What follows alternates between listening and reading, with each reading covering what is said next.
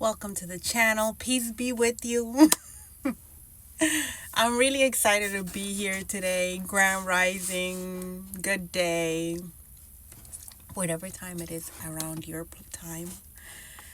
I'm grateful to be here. I want to thank you all for the likes, the shares, the subscribes. Anything that you do never goes unnoticed. I really appreciate it.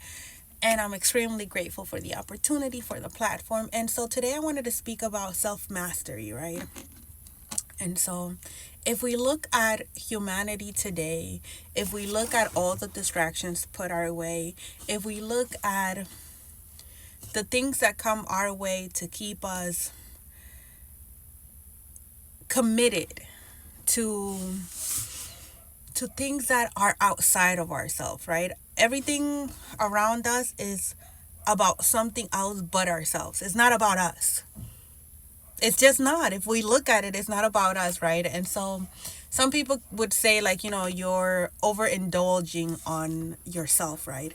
And so what happens is that because Earth is a school, right? We come here to master energy, which essentially is mastering ourselves in order for us to ascend from the lower realms to the higher realms, right? When we speak of hell and heaven, which it resides inside of us, right now, that's not saying that there's not a specific place where some demonic people will go.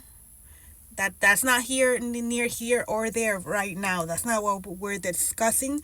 It's not to take that belief away, right? But within us, we do have those lower realms and those higher realms, right? Which we can call hell and heaven. And within us, right, we have those lower realms that we must master in order to ascend to the higher realms, which are also inside of us. And when we master those lower realms and we ascend to the higher realms, what happens is that we get that connection back with the Most High God, Creator Source, who resides inside of us, right? And so the trick of the enemy is to have us distracted with things that will keep us from reaching that point of connecting with the Most High God who resides inside of us, right?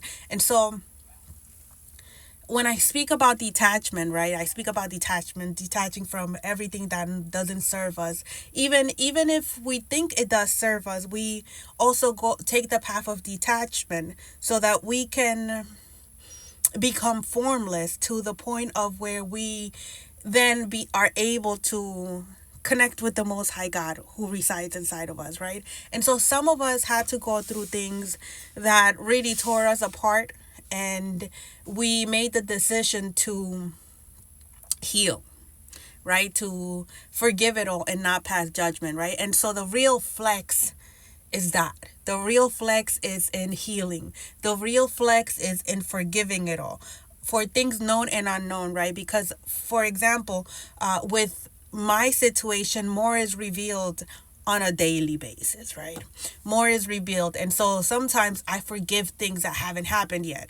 And so when they happen, it's like, oh, you already knew that, right? For like an example, when my phone got hacked, right? I've known my phone's been hacked for months, right? Now, God has been telling me, hey, man, your phone is hacked. Maybe you should do some security things. And, I wasn't listening. Like, I did some things, but I wasn't truly listening at that point. And so when it happened, it was like, okay, so you already knew this, right? They just manifested themselves, but you already knew that was the situation, right? So it's like we forgive even before things happen for the things known and unknown, because that is our gift to ourselves, right? And the other thing is that in order to communicate with the Most High God, we have to truly be a vessel who can hold the Most High God within us, right? Who can communicate with the Most High God. And so that's why our body is our temple, right? That's why we have to not only watch what we eat, but also watch what we consume with our eyes, with our ears, the places that we physically go to, right? The people that we interact with, and also our inner state. The most important part is our inner state. So that's why we start healing from within. We start healing those lower realms. And by doing so, automatically that outside world, the 3D manifestation of our inner world, will begin to heal itself as well. And so when we do that, what happens there is that automatically when we start healing from within, we will have to detach from things that we no longer resonate with, right? And a lot of the people that we were resonating with before will no longer resonate with them while we're healing or after we heal, because a new version of ourselves has been manifested to be, and it starts from the inside, right? And so that's like, it's like being reborn. I In the Bible it says about, like, being reborn, one must die to the old version of ourselves. It's something about, like, you can't cast new wine into old wineskin. That is what it means.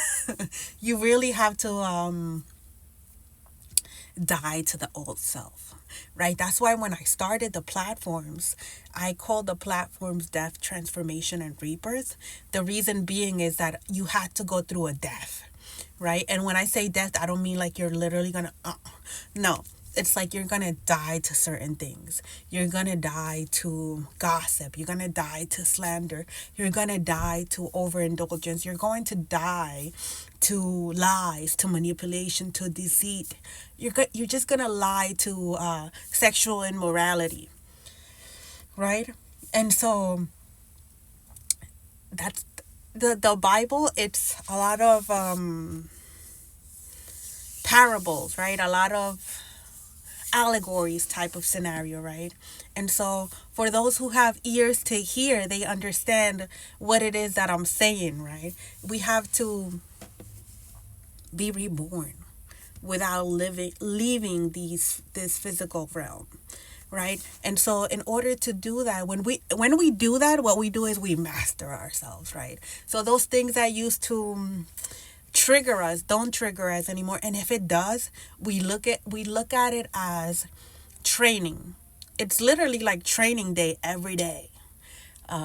We find joy in certain challenges now because we want to grow, we want to evolve spiritually, and then we understand that we're here to expand our soul, and that in order to evolve, we have to go through these challenges. So we're grateful for them. And when we look at them, we're like, okay, so what is this trying to teach me? Or how should I handle this? Or even when we're in it and we go through it, we look back and we reflect on it and we go, okay, so I handled this situation so much better than I would have handled it, a month ago or a year ago or 3 years ago.